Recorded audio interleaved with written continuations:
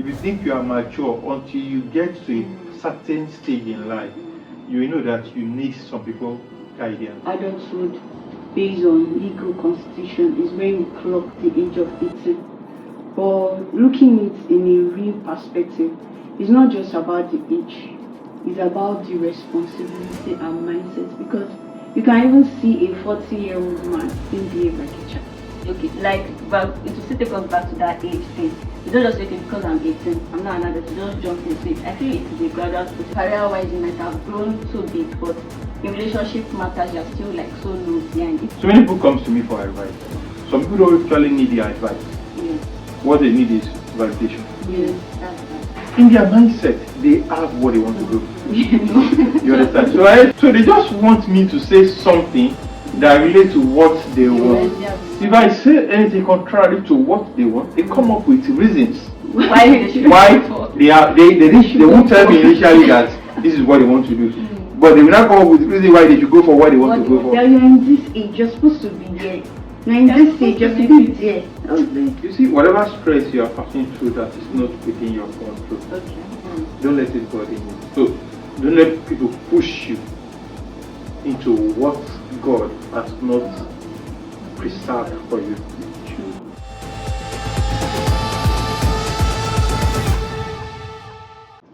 Hello everyone. Welcome to Ajala podcast. My name is Ajala. Thank you for always subscribing, for commenting, and for liking our page. We really appreciate it. And today we'll be talking about growing into adulthood. Growing into adulthood. When you say growing into adulthood, it simply means that you don't just become an adult overnight. You grow to become an adult. Some people get there early, while some people get there late. But in the course of this episode, I want to believe that you will truly understand what we mean by growing into adulthood. So with me on this topic, I have the beautiful ladies that are sitting close to me here. I have Nwaka, Oluchi, Beauty. Hello, everybody. And Dada, Mary, Ayomide. Hello, everyone. Thank you for coming. I really appreciate. Thank you. So today we actually want to look to a topic. They just give birth to you today and you become an adult. So, and technically we have to look at it according to the constitution. You become an adult in Nigeria when you clock the age of 18. So anybody who is 18 and above is said to be an adult according to the constitution in Nigeria. So, but here we are looking at this phase involved to grow into adulthood. There are phases in. So the first question I'm going to ask any one of you is that what really defines adulthood? Is it the age I have mentioned? Is it responsibility or mindset? Okay, so I'll go first. So, like you rightly said, adulthood based on legal constitution is when someone clocked the age of 18. But looking it in a real perspective, it's not just about the age, it's about the responsibility and mindset. Because you can even see a 40-year-old man still behave like a child. He's even 40, but you just feel, why is this person acting this way? Are you an adult? Are you sure you are mature? So adulthood is not just about the age. It's about responsibility, the mindset, the way people think, that individual think. If the individual can own up to their responsibility, can take good, critical, and responsible decision. Because there are some people, you need to consult a certain person for them to make a decision. Let's say for marriage. Someone might say, if I don't get this valid accreditation from my pastor, that guy is not my husband. Don't go there. Don't go there. You don't want to finish this story. So let's continue. Alright. So that's for my part. Mary, do you have like Oluchi rightly said, I think one important factor to look into is not just the age, it's the mindset. Because there are some people, they need to consult a certain person for them to make a decision. Let's say for marriage. Someone might say, if I not get this valid accreditation from my pastor, that guy is not my husband. Okay. So you having that responsibility that yes, I'm now an adult, and having that mindset that you are no longer a child. It does not necessarily have to be an age factor thing. One can be 13. You can maybe lose a loved one at a young age, or maybe take up responsibility, maybe as the first child at a very tender age, and that kind of person, you will not be looking at it from an age perspective at that point in time. You are looking at it from I need to take up responsibility. I need to fight for my family. So I feel going into adulthood is not just about the age. Age is just a number, like everybody always says. So it's not the age. I feel your mindset has to shift. You might, even if you are 25, 26, if you don't have the right mindset that yes, I'm now an adult, I need to take drastic decisions for myself. I think it's not your mindset will not change. So I think most especially just having that mindset and responsibility that yes, you need to step into that position as an adult, and it's not just an age factor thing. Yes, truly, I concur with that. Okay, so let me say I agree with what both of you have said. You said it's not about age, because some people are above the constitutional age for adulthood, yet they still act childish. And there's some people are not up to the age of adulthood, and yet they are behaving like adults. That reminds me of a course I did long time ago, which we call it special education. We have what we call mental age and physical age. And it is believed that if your mental age is higher than your physical age, then you tend to get matured before any other thing. So some people have these great mental strengths that can be hereditary. You understand? Yes. So you may see a child behaving like an adult. If you look at the spirit, maybe you got it from the spirit. Why some people need to mentor, need to be guided into adulthood. Into that position. So that is the dynamics involved. That's just what I would say. And you mentioned something that some people need to get satisfied by their pastor before. It's just an illustration of marriage, and I have not to go there. Because the reason why I asked you not to go there is that it's another topic entirely. But what I was just trying to I understand you. Some people need validation before, not even in terms of marriage. They need someone to validate what they are about to do before they do it. They are not willing to take risk and be responsible for the outcome of the risk. Every decision they make. Perfectly, some people are like that. And let me just say, once we are all like that, when we get to a certain level, because if you think you are mature, until you get to a certain stage in life, you will know that you need some people guidance or support too. So thank you very much. Then another thing is, does it mean that when you grow into adulthood, it is fixed, you just go through, or adulthood is a continuous stage? It's something you need to continuously improve on. Do you believe it is once you are an adult now and you are mature, you know the right from the wrong, you know what to do at the appropriate time, you understand? Do you think that is final?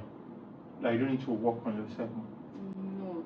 No. I feel going into adulthood is not something you just jump into, like you just say okay, but it will still take us back to that age thing. You don't just say okay, because I'm 18, I'm not an adult, you just jump into it. I feel it is a gradual process. Even before you even clock that age 18, there are some experiences life will throw at you. There are some ways in which you see through that experience that life has thrown at you, and it further makes you know that okay, it makes you know that this decision, this is what I should have done, this is what I should not have done. So I feel it is a gradual process, and going through it, you now learn some things. There's some experiences that life will throw at you. Maybe career-wise, you might have grown so big, but in relationship matters, you are still like so low behind. Even maybe spirituality, you are still very low. So I feel it is a gradual process that with different spaces and different people you meet, you grow into it. Even till the day you die, I feel nobody is a perfect man on their own. Nobody knows it all. there are some experiences that even our parents they might have not even experienced, and we even their children might have gone through that phase of life. So I feel it's something that we grow into continually, and not just something you jump into. That's nice.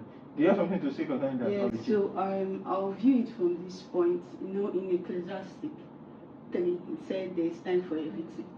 So if when you clocked 18, in the eyes of the Lord, you are an adult, right?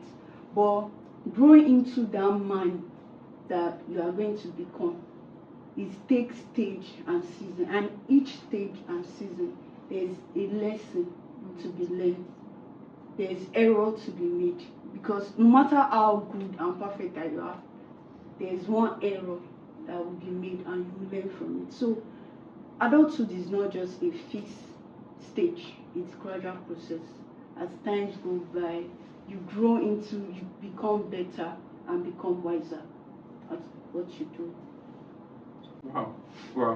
I like your response, the two of you. I like it very well. Maybe you said something that I would like to emphasize on.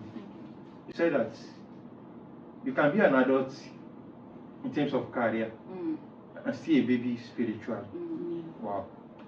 Which means that even this adulthood we're talking about, it has to do with different facets of life. Which means you can be a mature adult when it comes to certain aspects of life. But other aspects of life, you still act like a baby. So which led to the response that you gave, that it's a continuous process. Now, which means if you are seen as an adult on the face of life, where you are lacking behind, you should work on it. Yes. So everybody needs to keep on improving on how we live our life, on how we deal with situations, on how we make decisions, on how we relate with people. Well, that's wonderful. Do you think that when you become an adult, you become more wiser than everybody? Does it mean that, okay, once I'm an adult, my parents, my friends, I just look at them and say, okay, I experienced this a lot. Okay. The reason why I said I experienced this a lot is so many people come to me for advice, but I would say God gave me a gift. Some people don't actually need the advice. Yes. Do you understand? Yes. What they need is validation. Yes, that's right. So they come with 3 options or 2 of them. I want to do this, I want to do that, I want to do this. In their mindset, they have what they want to go. You understand? So I experienced a lot. So they just want me to say something that relates to what they want. If I say anything contrary to what they want, they come up with reasons why they won't tell me initially that this is what they want to do, but they will not come up with reasons why they should go for what they want to go for. So at the end of the day, does it mean that the adults, like I used to say something that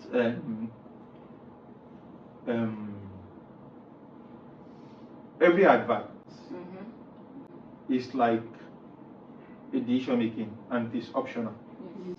You have the right to accept or reject. You understand? If you meet someone for advice and they tell you do it this way, do it this way, it is left for you to determine how you are going to do it, because at the end of it, you will be responsible for the consequence, whether good or bad. You understand? So, I'm sorry to say this. Once you get into adulthood, even if this might not be welcome by your parents, advise you on something, and you can see through what they are advising you, that let's even delve into that. You are seeing through what they are advising you, that one way or the other, you're not being emotional about it, but one way or the other, you know that the consequence of their advice for you might affect you negatively. Will you still go for it? No. You won't. I won't. You won't go for it. I won't. Are you telling me that you are wiser than your parents? Maybe in that aspect I might. That's why I said that it's not every time that you know it all. There are some places you don't know. So I feel like in that in that position, I feel like I know better Better. than them. So It's not if that- I'm so sure and convinced that I'll sorry. Are you serious about this? Yes. I Oh, want- anyway, that's fine, but when you get to the bridge, it might be difficult. I won't say much about it because I want to put you on spot, but especially when it comes to marital decision, it might be difficult than you want. It might be difficult. It takes serious. Marriage is kind of It takes complicated. serious Complicated. wisdom. If parents tell you that they are not in support, you have to find a way around it. But on some other aspect, it may not be that critical. Okay. Yes. You understand? Yes. But irrespective of whatever it is, me, I still tell people that you will be responsible, and you are just starting your life. You can't compare the stage of life of your parents with your stage of life. Yes. You understand? Yes. And sometimes most of them advise us based on their mistakes, Exactly. forgetting that there's what we call generational gap. What the mistake they made then, what led to that mistake, Might not be applicable. technology might have solved that Yes. So that issue issue already. Yes. not even being in existence, but they are still afraid that you may fall into such. Yes. So it's just the way it is. And So some too might be cultural barriers. yes, There is a cultural place- barriers, and let me call it cultural prejudice. I would say cultural barriers because so many people, some of them have experienced bad relationship from other with other. certain So that individuals. mindset is what they bring. So most of them, sometimes people don't advise objectively when it comes to advising others. Okay. It takes the grace of God for you to have a clean heart and a clean mind to advise each other rightly. And I think the question I asked has been answered. So does not makes you more wiser. You still need. Learn from people. Now, this you'll be able to testify to it because I think we've known each other for quite some time now. And let me say, I get to know you before you become adults, technically in terms of age, right? Abby? No. You're already adults when I know you technically in terms Yes. of age. Wow, that's fine. But the question I want to ask now, the reason why I asked that is because that time, are you that stressed like you are stressed now? I was chilling, but I thought I was stressed. Okay, that's fine. So because the question I want to ask is that is stress necessarily part of becoming an adult? Does it mean that when you become an adult, you will be stressed? 100%. 100%. Emotionally, financially, in every sphere. It's just that you have this freedom a bit to make some certain decisions. I know growing in Ajigule, City, like people will say, people that come from there, there's nothing good that comes out from Ajigule. Ajigule. So, But here you are, you come from Yeah. Ajigule. yes. Almighty Ajigule. It is well. Thank God for the grace. Yes, so my daddy had these strict rules that even if there is no light in my house, you cannot go to somebody's house and say, they are showing Super Story. There is no light in the house. You know, freedom to do some childish thing that you want to do, but there's this strict rule that is laid down that you can't do that. So, but now, being an adult, I can remember in school, in Exu, that I can go to my friends who stay, sleep overnight. You get all those kind of stuff. You can make certain basic decisions that you can't make as a child or as an adolescent. You get. But what comes with that freedom, the stress, the emotional stress. You hear people say, I'm mentally breakdown, like I'm going through a lot. Like, you cannot be telling me this, you cannot be telling me that. The emotional stress, the fact that you need to take care of your basic needs. I can remember doing NYC that my dad was already giving me this vibe that, see, you have to be on your own, you don't finish school, all this kind of thing, like. So those things that comes with it. So I feel this life, if you growing up, you're always aiming that, let me come out with this CGPA, let me become chartered, let me start working. but we are not thinking about the other side of it that comes with it. The body that our parents carried on our behalf Exactly. to give us that comfort Yes. is stress. You get what I mean? The body.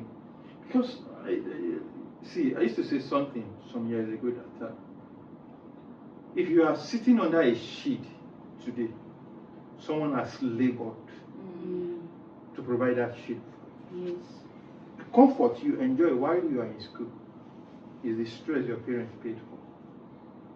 Now, when you leave school now and you become an adult, or you are already an adult, or you expose into the real world set, and you feel the stress. It may not be physical stress. This stress we are talking about, I know it is not physical stress. Sometimes it is mental stress. It is stress from work. Yes. It is stress from personal development. Yes. And it can even be prayer to become better. In fact, third party stress is there. What's the third party?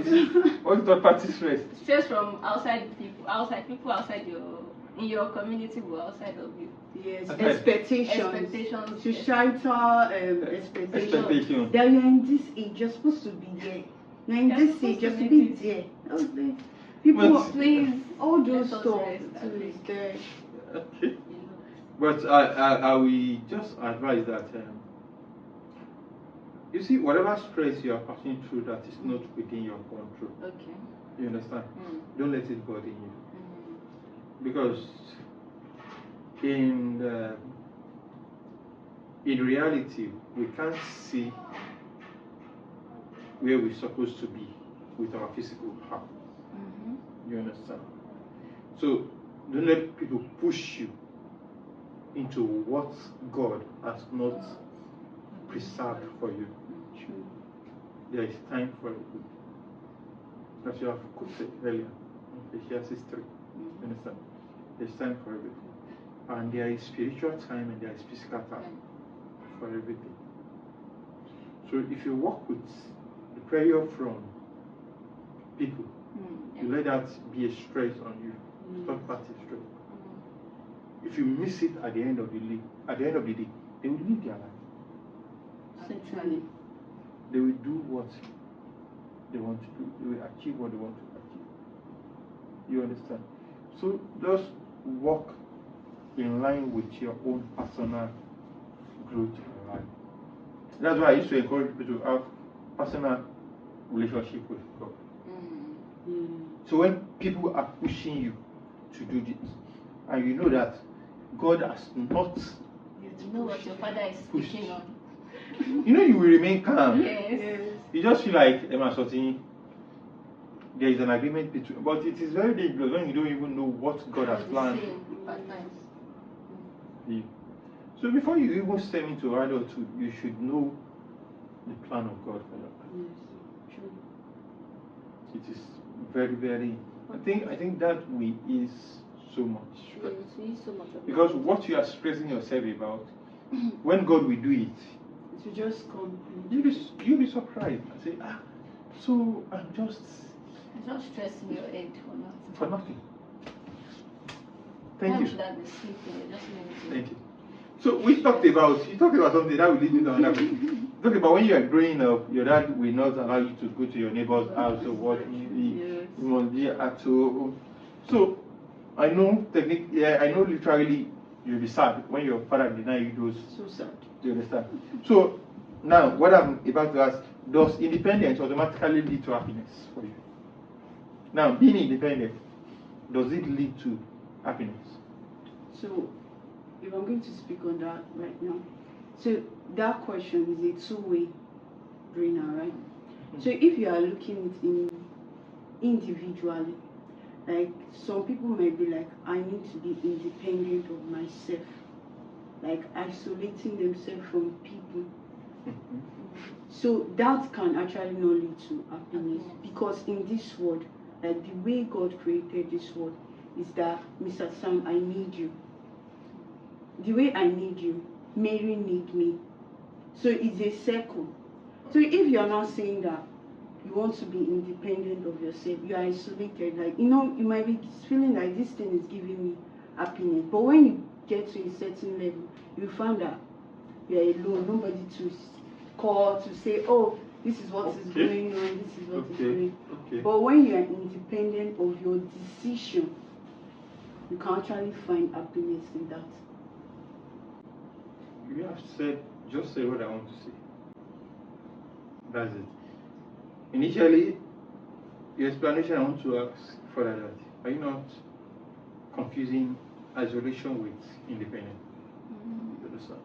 There's a difference between you isolating yourself and being independent. So, if you are independent, you can still relate independently with people. Yes. Not being a parasite to people. You understand? That's what you are trying to say now. Yes. Because if you are independent, it is expected that you make a rational decision. Exactly. That is in the aspect of decision making, not in the aspect of your relationship with others. So, in the aspect of decision making, you make a rational decision, and when you are making a rational decision, you tend to attract people of like mind with you. Yes. You understand? Who create a community. Yes. And you guys grow together. So, if someone is misinterpreting isolation with independence, the isolation has to do with you not being communal. Yes, exactly. You understand? You detach yourself from people. So I think that's it. But if you're talking about independence, how can you balance accountability with independence? If I'm talking about independence, if I am independent on my own, which means I know you must have experienced it when we did that, and you say, hey, now that I am on my own, why should I tell you how I spent my day? Why should I even tell you how I spend my money? Why should I be accountable to anybody? I should be accountable to myself. And some people are not even accountable to themselves. You understand? Now the first thing you have to do is you have to be accountable to yourself. So even if everybody will deceive you, you won't deceive yourself. The day you start deceiving yourself is the day you are digging your grave. Just like they will say, if you don't want to be true to others, be true to yourself. No matter what. So how can we now balance accountability and independence? So I would say for accountability, right, it's necessary for you to like checkmate yourself. But will you be comfortable if I ask you to give me details of how you spent your salary last month? That's, you know, when you set a certain relationship that you have this discussion with someone, you know, you're accountable, like that relationship that you've created, you will not see it in being an inappropriate question that person is answering, that, oh, just like me and my sisters are, okay, I'm doing this with my money. It will not be inappropriate if they come up with that kind of question and say, how do you spend your money, being accountable to them. So I feel it now goes down to the background, the relationship that you have with that person. So there must be a relationship before you can now be accountable to that person. So we talked about independence, relationship, and accountability. Okay. Mary, do you have anything to say on that? No. Okay. So when we're talking about independence, relationship, accountability, you cannot be accountable to someone you have not created a relationship Yes. with. And we have different forms of relationship. Yeah. The relationship you created with each other will determine the level or the form of accountability, the form of stewardship you render to them. Let me use that another one. It even determines the kind of conversation that you have with someone. Like, there's someone that was asking me about a friend, and the person was like, oh, do you know this about that person? I was like, I'm not in the right place to answer that person such, because I feel that we've not had conversation that will spike that.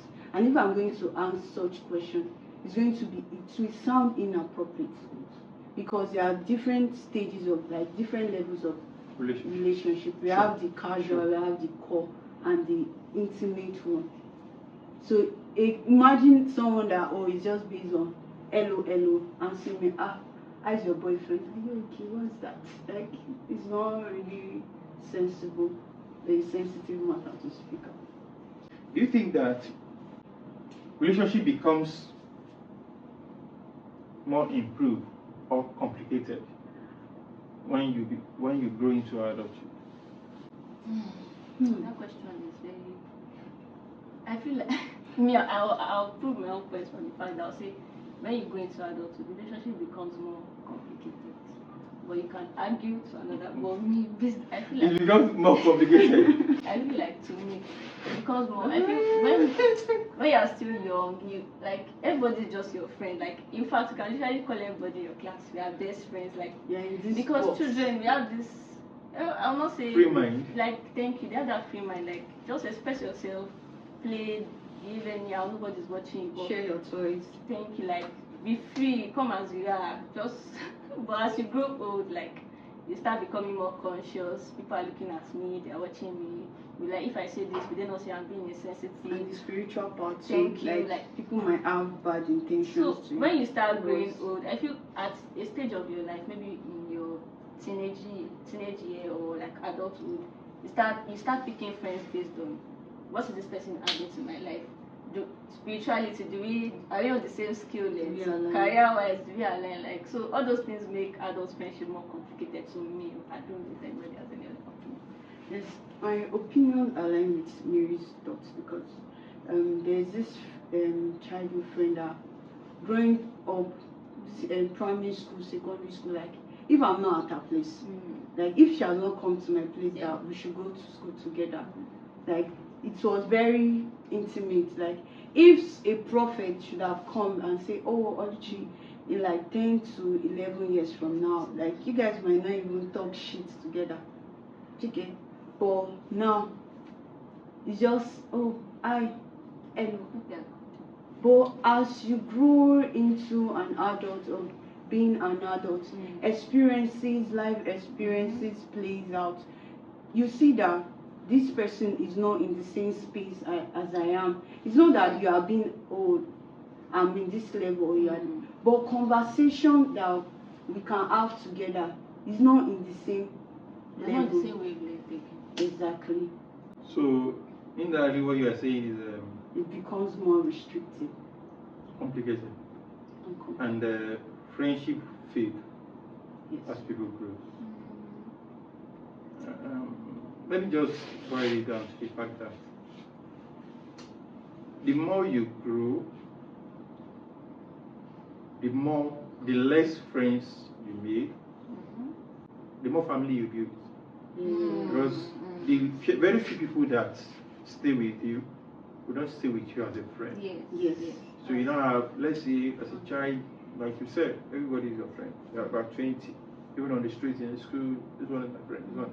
By the time you grow into adulthood and you started seeing life the way life is supposed to be, you understand? The very few people that you rub mind with them, they are the real MVP. OGs. That because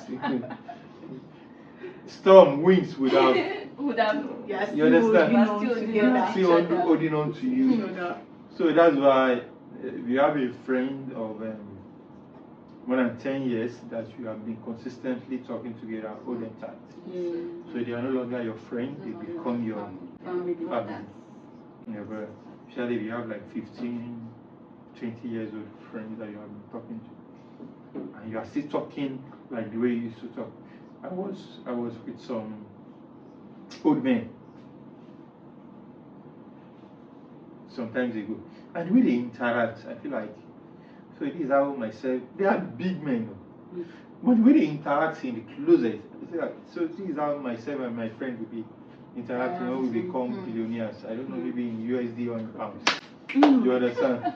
So you will just be when you have more than 500 employees working for you, and everybody just and your friend just come and say, "Oh, then I really don't understand." So you look at yourself and you are controlling.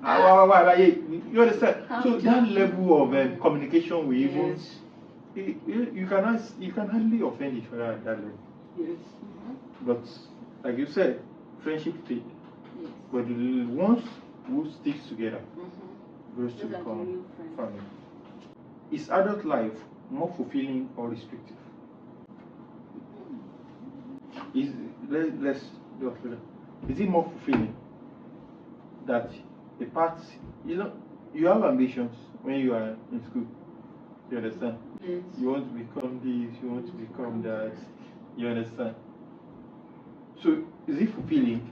And on the other way around, does adulthood restrict you from something you would have done if you are not adult? Yes. It's fulfilling and it's restrictive. It's fulfilling and it's restrictive. Wow. Yeah. To me, it is fulfilling because looking back, like what I wanted, like goals that I've set out for myself, I can say to a great extent, I have achieved them. But when it comes to the let me be a baby girl, like all those kind of things, that's the restrictive part. Baby get respect. Yeah, baby get treatment. So the chilling part, that's because like they always say in my workplace that for you to get better at your job, you keep on learning, attending trainings for you to do well. So that stuff, that hard work that I need to still keep up to be at the game, That pressure. is there. So you just feel like I wish I can have my cake and still eat them, so that would be better. Okay. It's fulfilling, but I feel for people that maybe they had a career path, they had something they were striving to attain, but if they don't later attain that thing, it can be suffocating passive for them. So, but once you can get that your desire and dream right, and you can achieve those goals you set yourself for, I feel you can say you lived a fulfilling life. But for us, we say it has been fulfilling. Yes. It has been fulfilling for you guys, honestly speaking, because and thank God, it has been fulfilling and it has been restrictive too. Just like you said, the baby girl treatment you get from your parents, that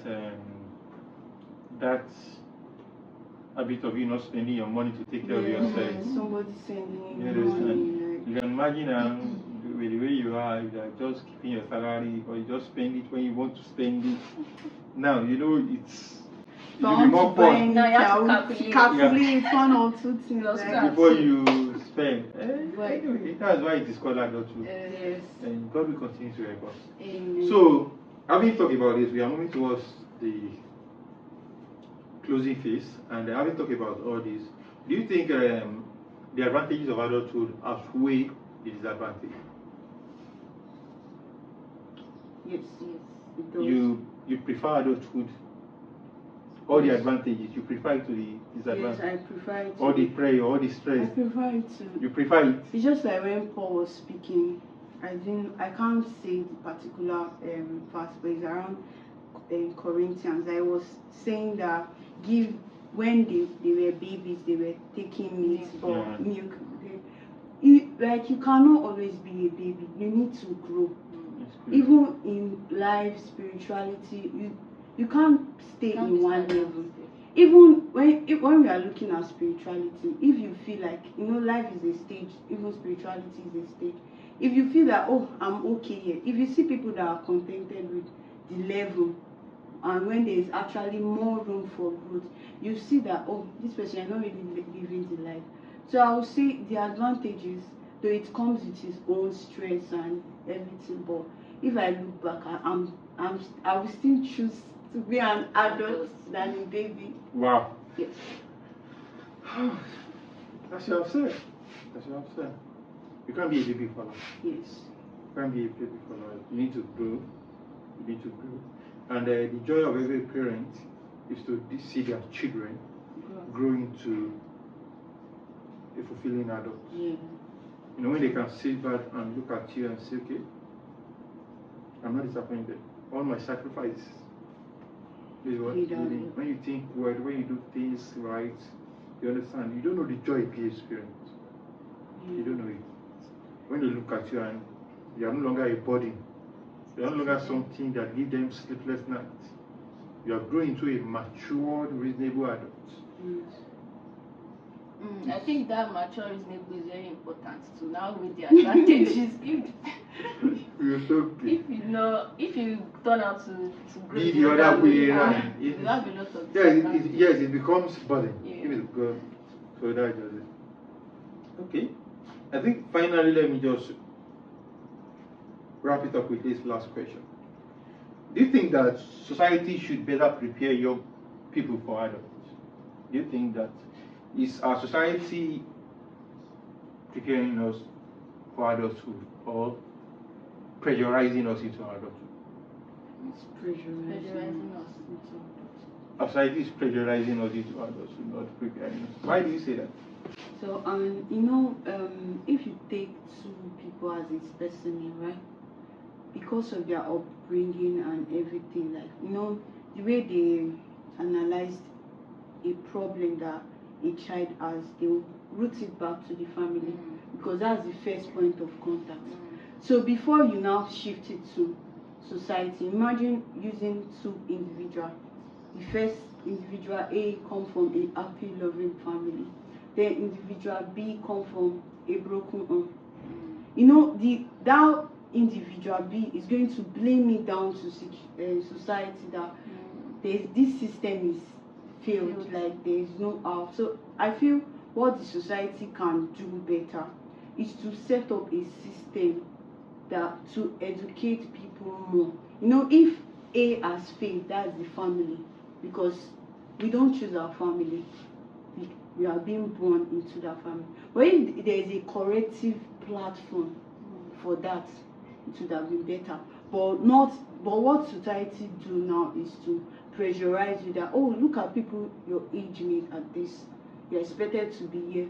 But they are not looking back at the background that individual is coming from. Imagine a child that has lost his parent at a very tender age. The way the child is thinking is different because all the experiences that he has gotten is not from a child that everything goes smoothly. My dad is available, my mom is there to guide me, all those stuff. Wow, that's deep. That's deeper than what you have explained. Very deep. Because it can be summarized under two entities: equity and fairness. Society works with equity, not with fairness. When I mean equity, society does not consider the disadvantage that comes from different people's home when laying down the expectations from each individual. That's equity. Yes. Everybody is placed on equal standard, irrespective of where you are coming from. But the fairness aspect of it is society understanding that this person comes from an quote and unquote handicapped family, like single parenting, broken home, no love at home, no care. You understand? Like you have rightly said, there should be a platform for them to correct corrective measures. All those things. I think they call it juvenile something. And they should not, when there is a corrective measure, like the way I know the system of prison is to make the individual learn from his lesson and be a better person. Yes. But there's this stigma that when a person that is ex-convict, like people say, this person can do it again. And society, don't even go to that. Don't even go to that ex-convict. That one is too far. I'm trying to play it. Yes, I'm saying that one is too far. You understand? No, I'm trying to if you are in the society, I could remember when admission was still admission. You understand?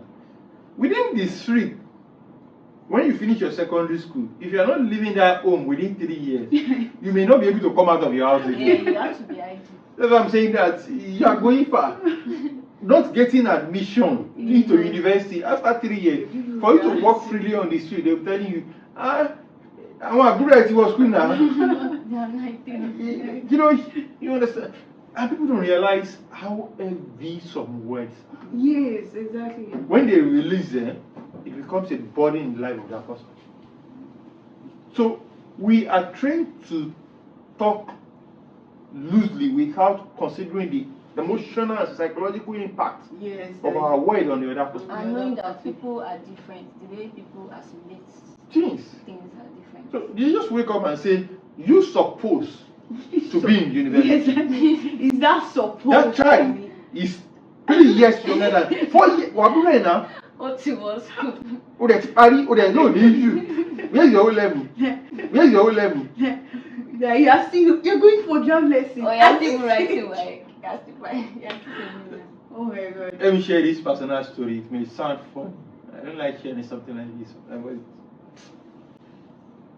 When I was in college education, I graduated as one of the best students. I think top 3. Even 3 of us, we are friends. Out of about 2005 students. So in my department, when you are good, you are good. So people are already looking at us as admission university into the Sure. You understand? So some people would have been looking at you in the class that they will get admitted. After that year, I stayed at home for more than 3 years. For more than 3 years. In fact, as at the time I was entering university, some people we finished college education together are graduating. Wow. My secondary school mates have graduated after that time. Because you went to. And it wasn't as if I was not passing jams. There is one thing that struck me. I gave my result to one man, and that man said, "You scored the highest among the people I had." Automatically, you will get admission. No, I didn't get admission. So it was, when I talk about some things, I know that it is what it is. Society have a way of just making you you're waiting. There are points. It comes to a time that I don't even have friends on this. All my friends are.